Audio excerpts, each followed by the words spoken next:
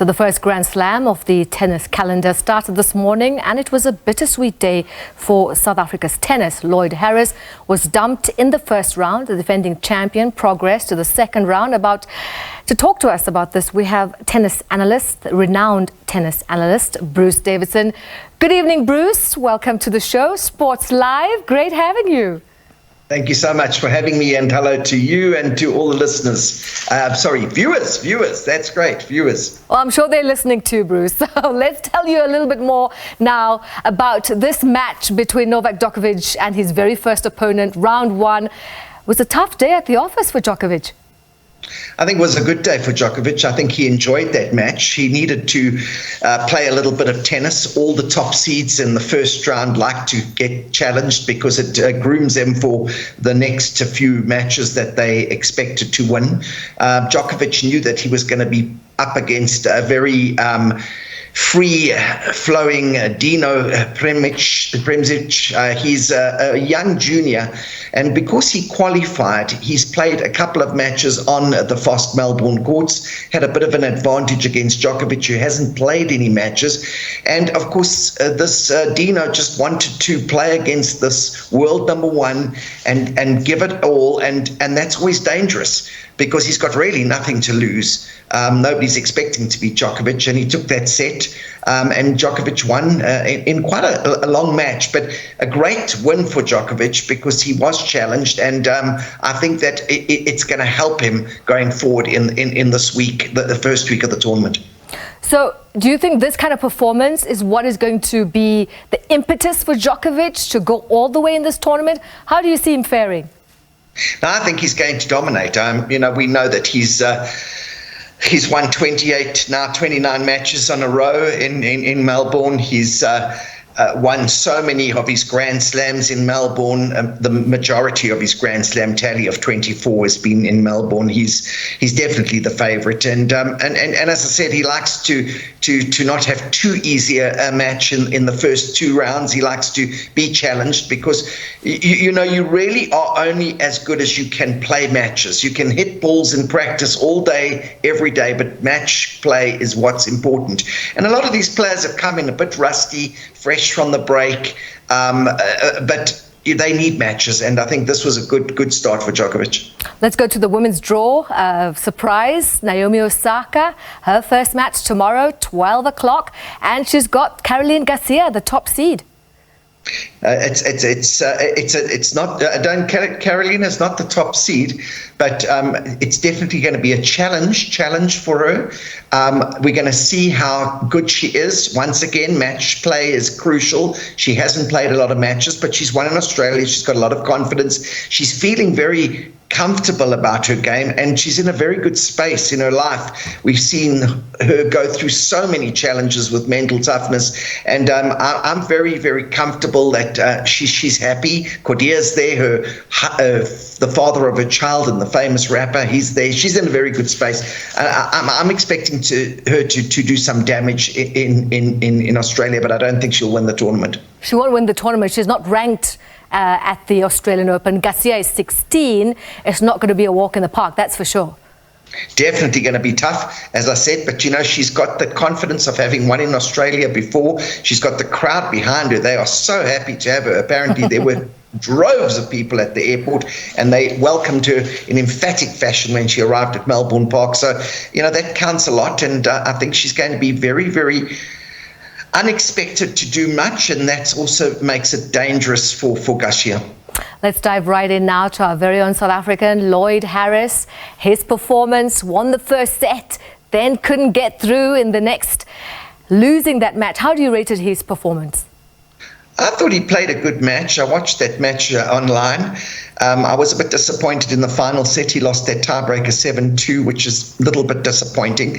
But I knew it was going to be a tough match. Lloyd has been playing such good tennis, struck the ball so well. He's played the qualifying. So he came in with a good advantage. But this Quinton Ellis is a very, very fine player. He also came through the qualifying. and he had a couple of matches. It was very tight in that second and third set. It could have gone either way, but that's the way that it rumbles. And once again, Lloyd Harris is coming back from a serious injury. He had to have operations. He was out for 2022, most of 2023.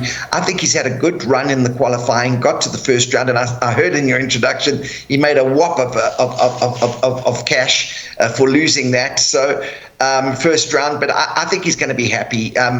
He's not going to be. He's disappointed that he didn't win, but he gave a great performance against a very competent player. And especially after having 2022, 2023 being such a rough year for him, Harris. And this comeback, of course, is a momentous moment for South African tennis, because he is the only participant for South African tennis. How does this bode for us? Well, we put too much pressure on Lloyd. I mean, he's done so well. He's done so much for South African tennis. He's played Davis Cup in the past. He's flown that flag every time he goes onto court. They announce him as a South African. He's beaten players like Nadal, took sets off Federer and Wimbledon. Had some incredible wins and some credible runs in some very big tournaments. Got to 30 in the world. I mean, he's done a lot of justice to South African tennis. I hope he can get back into the top 50. Spoke to Brandon Loubser, who's a very good friend of his, was a top junior who's touring with him in Australia, because Brandon now lives there, and he said he really believes he's got the game to get back into the top 50. Let's hope so, because he deserves it and he's hungry to get there. He's been working very hard out of his base in Dubai. Absolutely. And let's talk about this big name. Rafa Nadal also had quite a year being out of tennis, and he'll be sorely missed at this Australian Open. Yeah, very, very sad. I mean, he put so much effort to get back into to tennis at the Australian Open. He started in Brisbane, had two incredible first rounds there, beating Dominic Thiem in the second round, who's a former Grand Slam top 10 player, and he beat him in fine fashion. And then, of course, that niggle came in.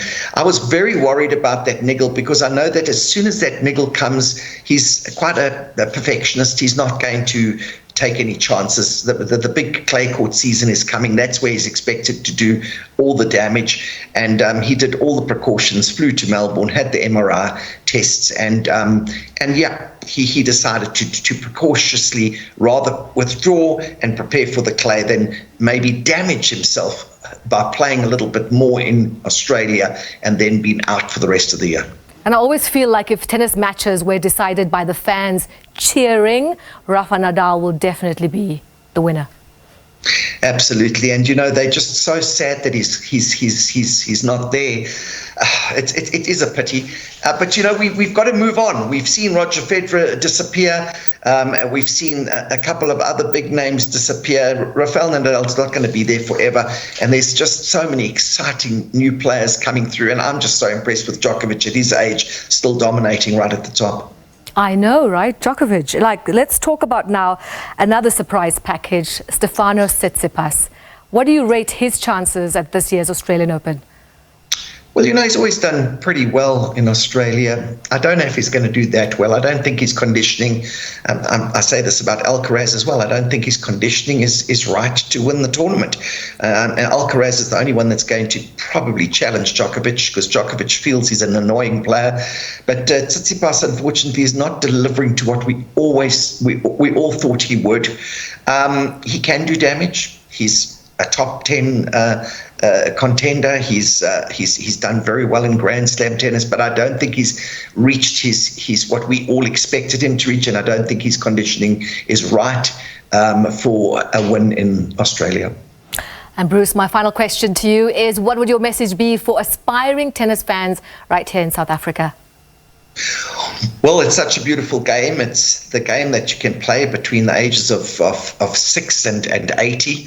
And, you can be inspired by watching the players in the Australian Open and other Grand Slams.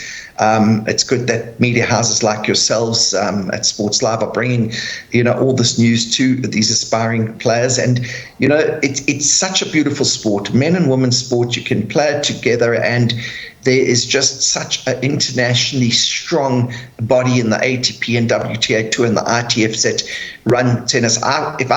if I was a parent, I would definitely encourage my child to play tennis because it's such a beautiful sport. I love it myself. I've played it before, and I think that that there is a future because Tennis South Africa have an incredible junior program, and they have the most junior tournaments of any country in the world. So there's so much talent. It's just a pity we can't, after the age of 16, develop all these top junior players into leading professional players. Thank you, Bruce. Really appreciate your insights as always. That's Bruce Davidson coming to you live on Sports Live. Guess what? Keep playing. We'll be right back on Sports Live after this quick break.